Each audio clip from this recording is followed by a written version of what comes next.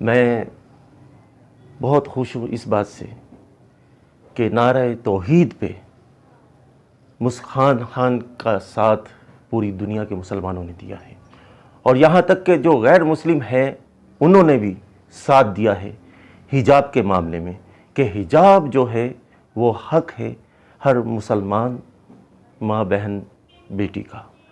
اور میں ان لوگوں کا بھی شکریہ ادا کرتا ہوں کہ جو لوگ حجاب میں نہیں رہتے۔ مثلا سیدھی بات ہے، فلمی ستاروں کی میں بات کر رہا ہوں، وہ حجاب میں نہیں آتے نہ وہ رہتے ہیں، لیکن ان کا حجاب کی حمایت کرنا نہایت ہی خوش عین ہے۔ مبارکباد دیتا ہوں ان حضرات کو۔ میں فرداً کس کا نام لوں؟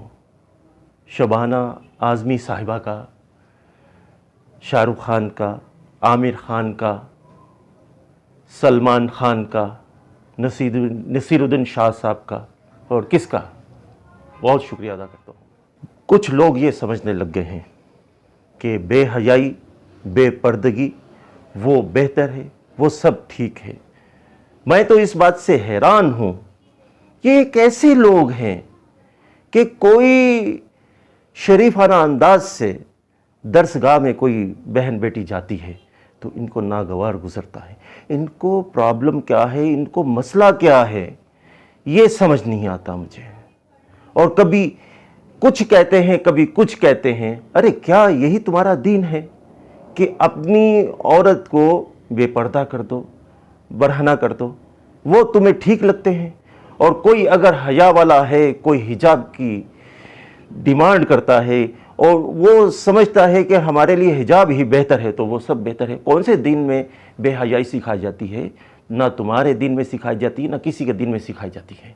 کیسے لوگ ہوتے ہیں؟ آج پردے میں جو بھی عورت ہے، آج پردے میں جو بھی عورت ہے، اس پہ رب کی بڑی ہی رحمت ہے۔